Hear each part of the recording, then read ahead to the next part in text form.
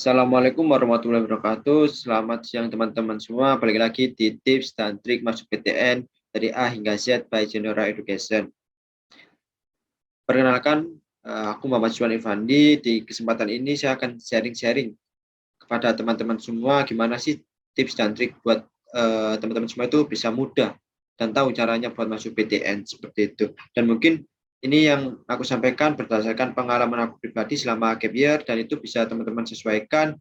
Dan juga bukan hanya teori aja ya, karena kalau teori aja tanpa teman-teman lakukan, implementasikan apa yang aku bilang juga itu percuma. Nah, harapannya dari video dari A hingga Z ini teman-teman bisa ambil yang positif, teman bisa ambil yang sesuai dengan diri kalian masing-masing dan kalian terapkan di sehari-harinya sehingga teman-teman nantinya bisa masuk di PTN yang kalian impikan. Oke, untuk topik bahasan selanjutnya yakni tentang background dari aku sendiri. Nah, aku sendiri di 2016 sekolah SMA di SMA Negeri 1 Taman di Sidoarjo, Jawa Timur. Untuk selanjutnya berkuliah di S1 Teknik Perminyakan ITB dan juga co-founder dari Juniora Education.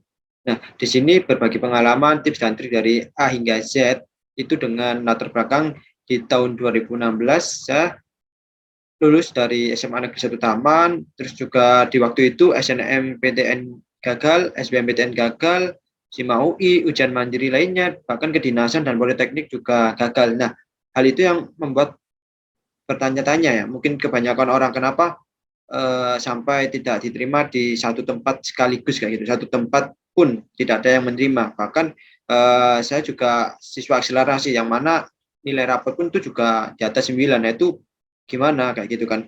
Nah, pada dasarnya setelah dipikirkan lagi bahwa nilai rapot teman-teman semua, nilai rapot aku sendiri itu sekalipun bagus itu hanya berfungsi di SNMPTN atau di ujian kedinasan, mungkin buat seleksi administrasi di awal. Namun setelah itu kalau teman-teman nggak lulus SNMPTN atau nggak ngambil kedinasan itu juga nggak akan digunakan lebih banyak lagi ya seperti itu. Jadi lebih ke teman-teman persiapan ujiannya seperti apa. Kalau teman-teman mengikuti ujian masuk perguruan tinggi melalui jalur tulis. Nah, oleh karena itu di tahun 2016 mungkin karena persiapan aku yang juga kurang, juga nggak banyak belajar, nggak banyak tryout, juga nggak banyak review materi, konsep-konsepnya juga nggak nggak sesuai ya, maksudnya nggak tertata dengan rapi, sehingga di hari H UTBK atau di hari H ujian lain-lainnya itu juga nggak ada yang masuk. Bahkan hingga di akhir ujian perguruan tinggi ya di bulan Juni, yang mungkin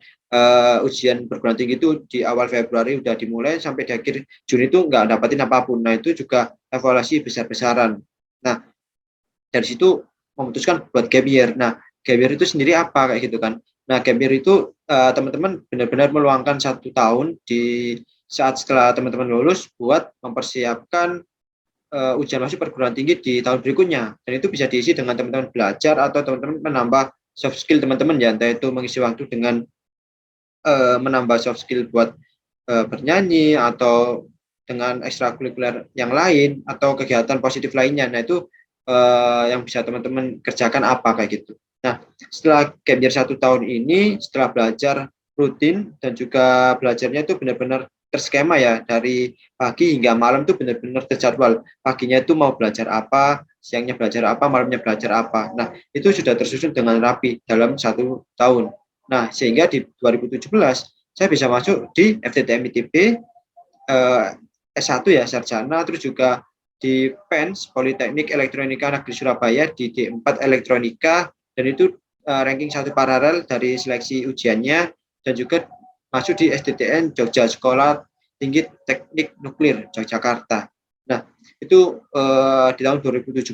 Istilahnya kalau teman-teman bermain game tuh comeback ya. Jadi comeback is real. Jadi di 2016 yang nggak dapat apa-apa, di 2017 mendapatkan 3 perguruan tinggi. Nah, di video kali ini saya akan membahas lebih detail gimana persiapannya, gimana tips dan triknya di next video. Kita lanjut di video berikutnya.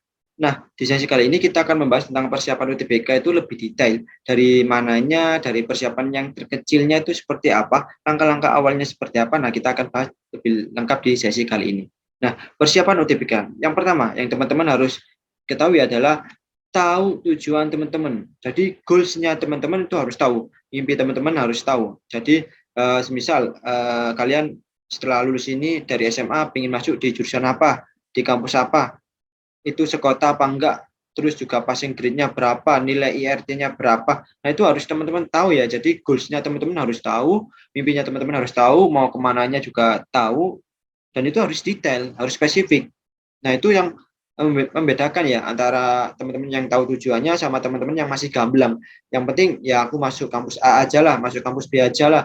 Ntar jurusannya itu ya yang nggak favorit, nggak apa-apa, yang penting keterima, nggak malu gitu ya. Nah, itu bukan sebuah tujuan. Tapi kalau teman-teman tahu tujuan teman-teman apa, mimpi kalian apa, itu pasti detail, pasti spesifik. Karena itu yang benar-benar bisa membuat kalian tercapai, bisa kalian mencapainya. Jadi tahu harus sedetail apa kayak gitu. Nah, tugas teman-teman sekarang yang bisa kalian lakukan yakni coba pikirkan kampus apa yang sedang kalian impikan, jurusan apa yang sedang kalian impikan. Nah, kalau sudah, coba tulis di kertas atau di suatu lembaran yang mana teman-teman tuh bakal ingat bahwa mimpi kalian tuh ya kampus itu, jurusan yang kalian impikan ya jurusan itu. Nah, itu coba teman-teman tuliskan. Nah, yang kedua apa? Setelah teman-teman tahu tentang goalsnya kalian apa, tujuannya kalian apa, yang kedua yakni take a small step. Artinya teman-teman harus lakukan di langkah kecil. Jangan langkah yang panjang dulu ya. Entah itu teman-teman mikirkan aku harus belajar 3 jam sehari, 4 jam sehari, 5 jam sehari. Enggak yang seperti itu, tapi small step-nya seperti apa, langkah kecilnya seperti apa. Nah, bisa teman-teman mulai nih dari langkah terkecilnya. Kalau teman-teman udah punya mimpi, ya teman-teman coba tulis di kertas atau tulis di dinding, boleh seperti itu ya kalau dibolehin. Atau kalau aku dulu aku print logo ITB, aku print foto-foto ruangan atau suasana di ITB, dan itu aku tempel di dinding karena itu yang bisa mengingatkan aku di tujuan awal. Nah, itu yang harus teman-teman kasih lagi ya, harus teman-teman coba kasih small step-nya. Ya itu teman-teman bisa print, misalkan UI, bisa print logo stand, stis, nah itu bebas. Nah, itu small step yang harus teman-teman lakukan ya. Apakah itu aja small step-nya? Ya bebas, bisa itu aja atau bisa kalian tambah nih, misalkan aku pengen masuk UI nih, ya aku coba cari alumni-alumni dari sekolahku yang masuk UI. Nah, itu aku kontak. Terus kita coba sharing session ya kepada alumni itu.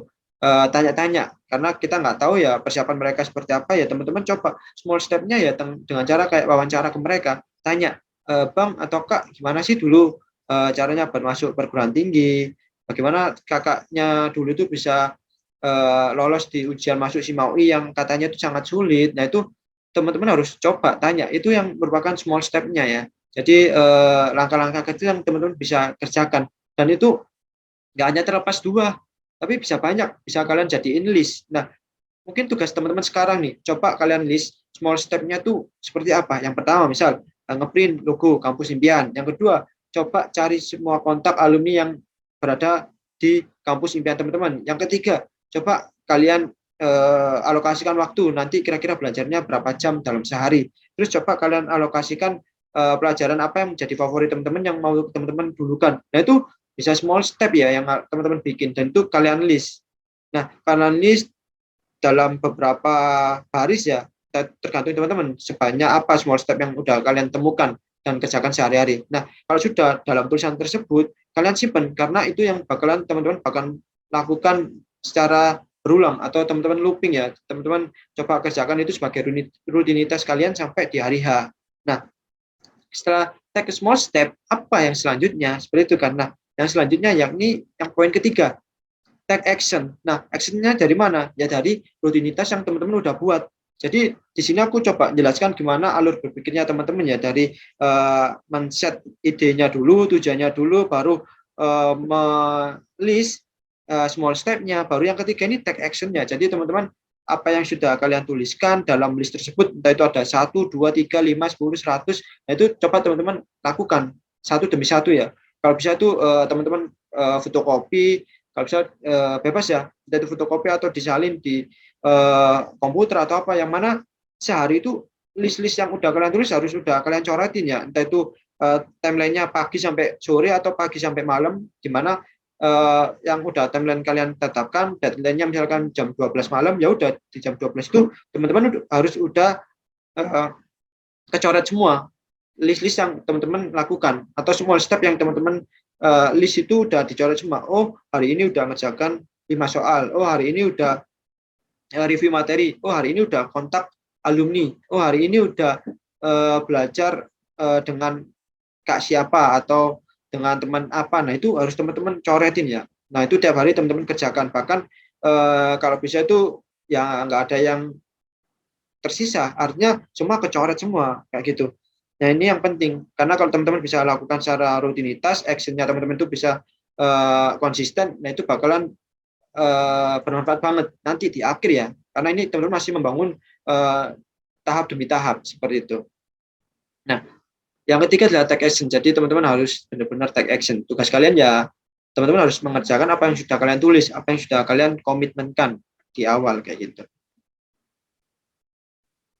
Nah, mungkin sesi yang untuk gimana alur berpikirnya itu dibahas cukup sampai di situ.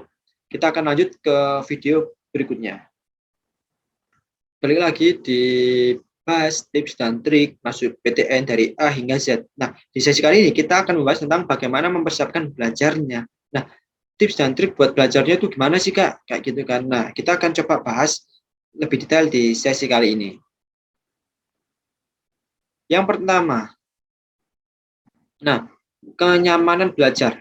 Karena gini, teman-teman bisa belajar lama, teman-teman bisa cepat nangkepnya, teman-teman cepat pahamnya, itu salah satu faktornya yakni teman-teman bisa nyaman dengan belajar kalian, dengan teman-teman belajarnya itu nyaman, enjoy, teman-teman bahkan tidak kerasa seperti itu kan, tidak kerasa kalau mungkin belajarnya itu sudah berjam-jam atau teman-teman nggak kerasa bahwa yang mungkin kemarin itu dikatakan sulit, ternyata teman-teman bisa mengerjakannya, bisa menangkapnya dengan baik. Nah, itu salah satu faktornya yakni kenyamanan belajar. Nah, gimana sih buat membuat kenyamanan belajar teman-teman itu sendiri? Yang pertama, jauhkan distraksi sekitar tempat belajar kalian. Jadi jauhkan sesuatu atau hal-hal yang bisa mendistraksi belajarnya teman-teman. Nah, itu mungkin teman-teman bisa handphone ya. Mungkin masalah yang utama kalau teman-teman belajar yakni handphone atau mungkin game apa atau apapun lah yang biasanya teman-teman lakukan waktu nggak belajar, nah itu masih ada di tempat belajar kalian, nah itu mungkin bisa teman-teman singkirkan dulu atau pindahkan karena itu benar-benar akan mendistraksi, apalagi handphone ya. Jadi kalau bisa itu jauhkan. Bahkan aku dulu dapetin tips itu ya, sekalipun nggak ada notifikasi atau nggak ada kepentingan apapun, ya tetap kalian jauhkan, kalian matikan handphonenya kalau bisa. Udah dimatikan, jauhkan. Bahkan kalau masih dimatikan aja, nggak dijauhkan, itu pasti ada keinginan buat ya udahlah coba dibuka lah ya kayak gitu kan ya. Nah, itu juga mendistraksi. Nah, kalau sarannya itu dimatikan dan dijauhkan. Kalau enggak ya mode hening aja lah ya, mode pesawat kayak gitu kan, tapi dijauhkan kayak gitu. Karena kalau masih di dalam deket kalian itu pasti pengen ngecek kan, oh notif dari siapa kayak gitu kan, atau ada chat dari siapa sih kayak gitu, atau notifnya ini dari siapa kayak gitu, ternyata dari Telkomsel atau dari apa ya provider lainnya lah, itu juga zonk gitu kan. Nah, udah zonk kalian belajarnya terdistraksi, keganggu, nah itu juga nggak bagus. Nah, yang pertama itu. Yang kedua, tuliskan target-target dan impian perguruan tinggi yang kamu akan pilih. Nah, ini masuk ke step yang sebenarnya di step yang kedua ya, yang small step ya, dan juga di step yang pertama juga tujuan kalian apa. Nah, di sini lebih spesifik di tempat belajar kalian tuh harus, bukan harus, tapi disarankan ya ada perguruan tinggi atau jurusan yang kalian impikan. Jadi kalau teman-teman belajar tuh bakalan ada gambaran gitu. Mau belajar, oh ternyata tujuan aku ini, aku lihat FTTM ITB di tempat belajar, di meja belajar. Oh ya udah, aku harus belajar agar aku masuk di FTTM ITB. Nah, itu semangat-semangat itu yang diperlukan buat teman-teman bisa belajarnya itu lebih nyaman, belajarnya itu lebih greget. Nah, seperti itu. Yang ketiga, persiapkan peralatan belajar yang lengkap. Nah, ini penting ya, persiapan peralatan belajar yang lengkap, karena mungkin nih waktu teman-teman belajar pakai pulpen gitu kan, udah ngerjain banyak, ternyata salah. Nah, kalau teman-teman tipunya itu atau tip X-nya ya itu nggak di dekat kalian ya, pasti ntar kemana gitu kan, kalian pergi dari tempat belajarnya, ternyata waktu mau balik kok televisi tuh seru gitu kan, sepak bola atau apa, atau kalian ada niatan mau makan dulu, nah itu pasti keganggu. Nah kalau bisa waktu teman-teman belajar di tempat belajar itu udah benar-benar lengkap, peralatannya itu udah lengkap, entah itu yang mau buat menghapus, mau pensilnya atau bukunya, garisnya, semua itu harus lengkap kayak gitu.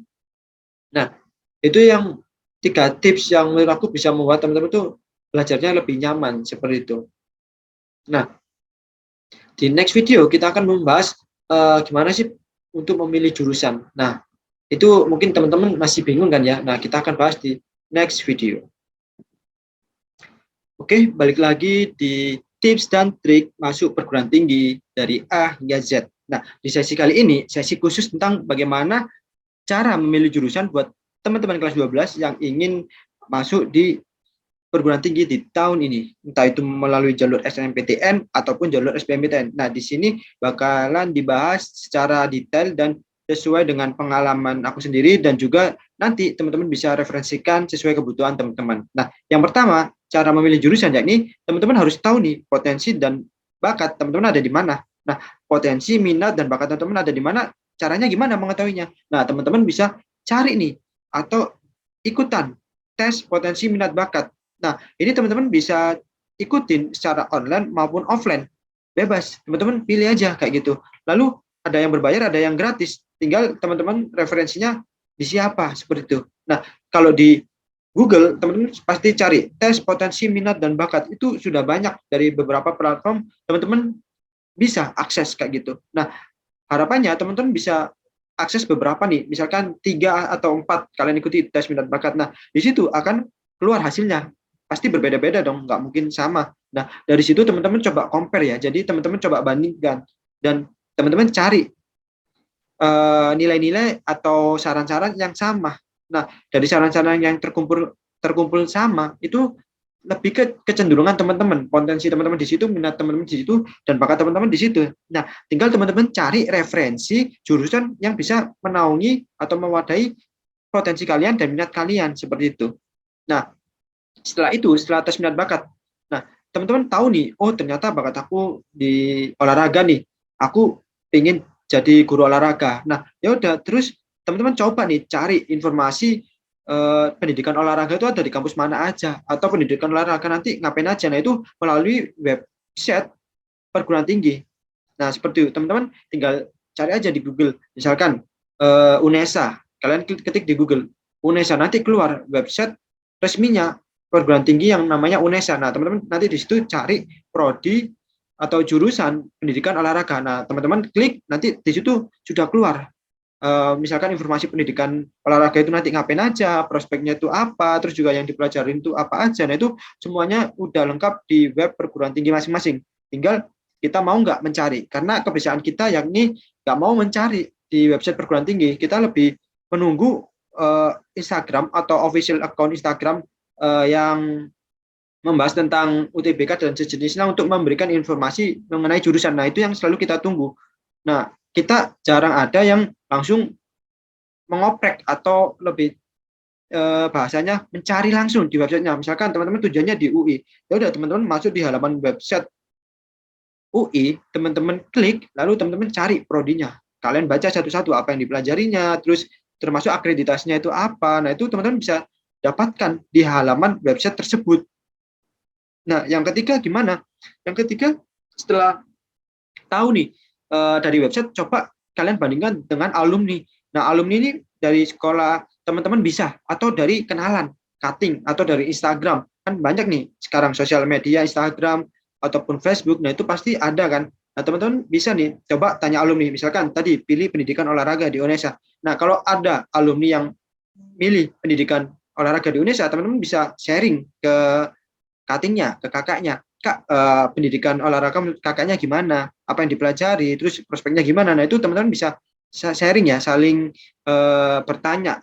Lebih ke kalian menggali informasi dari cutting, dari alumni. Nah, kalau nggak ada alumni di satu sekolahan yang sama dengan teman-teman, kalian bisa manfaatkan Instagram.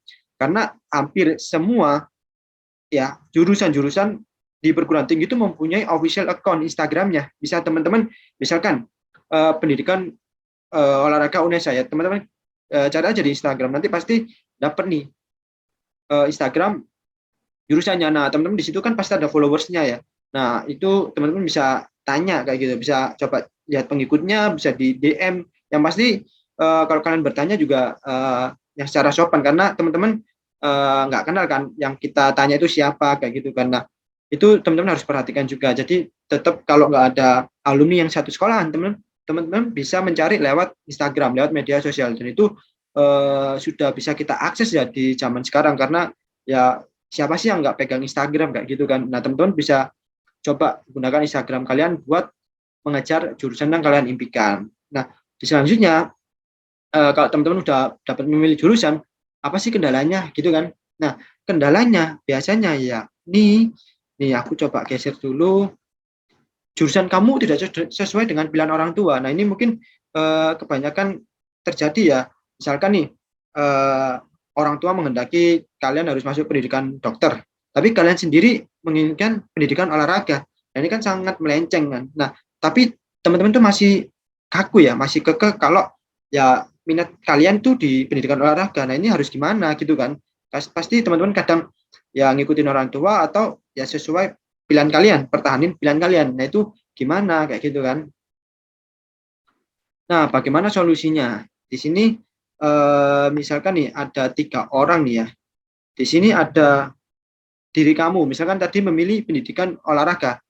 Nah, tapi di satu sisi orang tua kalian atau orang tua kalian masih terbagi lagi di ibu atau mama misalkan menginginkan pendidikan dokter. Nah, sedangkan di ayah menginginkan kalian masuk di teknik. Nah, ini kan sangat bermacam-macam. Nah, gimana caranya kayak gitu kan? Nah, teman-teman apa ngikutin pilihan kalian atau ibu atau yang bapak atau yang ayah atau mama? Nah, itu gimana seperti itu kan? Mungkin banyak juga pertimbangannya, dan juga apalagi yang perempuan ya, karena nggak selalu dibolehin buat di luar kota. Kebanyakan kasusnya seperti itu kan, lebih ke disaranin ya dalam kota aja kayak gitu kan. Oke, oke, kita lanjut. Caranya seperti ini. Kalian bisa diskusikan antara pilihan kalian, ortu kalian secara seksama ya, secara bareng-bareng mas, diskusi seperti itu. Tapi usahakan teman-teman tahu nih bahannya kayak gitu. Kalau teman-teman ingin pendidikan olahraga ya teman-teman harus paham pendidikan olahraga itu nanti basisnya apa yang dipelajari, prospeknya gimana. Nah, itu coba teman-teman bahas dengan orang tua. Mungkin orang tua nggak boleh teman-teman di pendidikan olahraga itu mungkin karena nanti bisa cedera atau nanti juga kurang berprospek atau gimana. Nah, makanya teman-teman harus siapin bahannya buat nanti berdiskusi seperti itu. Nanti orang tua pun juga harus dijelaskan, suruh menjelaskan bahwa bagaimana mengerti tentang jurusan yang diinginkan atau jurusan yang kalian inginkan tuh gimana. Karena pada dasarnya teman-teman nggak dibolehin tuh karena mungkin orang tua itu nggak tahu, nggak benar-benar tahu jurusan tersebut. Nah, itu yang jadi kendalanya. Semisal gini, pendidikan atau teknik mesin nih, teman-teman pilih teknik mesin. Nah, nggak dibolehin. Kenapa? Karena orang tua kalian nggak tahu teknik mesin itu nanti belajarnya apa aja. Nah, takutnya yang dipikirkan orang tua teman-teman tuh, oh nanti jurusan teknik mesin kalian lulus-lulus jadi kerja di bengkel kayak gitu kan. Nah, itu ini yang mungkin bisa jadi miss ya, jadi miskom, dan akhirnya teman-teman nggak dibolehin masuk di teknik mesin ya, karena itu asumsinya anggapannya nggak nyampe, nggak tahu. Nah, itu yang harus teman-teman luruskan. Makanya kalau teman-teman memilih teknik mesin, coba teman-teman pelajari nanti ngapain aja, prospeknya gimana. Nah, semisal nanti ada perdebatan atau mungkin ada saran dari orang tua ya, teman-teman coba jelaskan nanti prospeknya itu seperti ini. Kadang yang terpikirkan oleh orang tua karena kurang informasi atau tidak mencari ya, karena itu tadi miskomunikasi dan di pikirannya itu masih sesuai anggapannya kayak gitu, atau anggapan dari tetangganya misalkan gitu. Misalkan biasanya kan gitu kan, saling diskusi antar orang tua gitu kan, oh pingin masuk teknik mesin, terus dapat anggapan, oh nanti teknik mesin ini kerjanya di bengkel ini loh, saudaraku kerja di bengkel ini. Nah, itu kan pasti nggak sama kan, nggak match kan. Sedangkan kalau teman-teman baca di website perguruan tinggi, prospek kerja teknik mesin itu di perusahaan kayak gitu ya, bukan di bengkel-bengkel. Mungkin ada juga, tapi pasti ada di perusahaan, dan itu tipenya karyawannya atau pegawainya itu juga yang high ya, yang dengan kualifikasi teknik mesin seperti itu. Jadi nggak sesuai anggapan orang tua kalian. Nah, ini yang teman-teman harus pahami, harus teman-teman jelaskan. Nah, dari situ pasti nanti orang tua juga memahami, oh ternyata pilihan kalian tuh udah tepat sesuai dengan kebiasaan kalian atau minat kalian. Nah, dari situ teman-teman dapatkan solusinya seperti itu.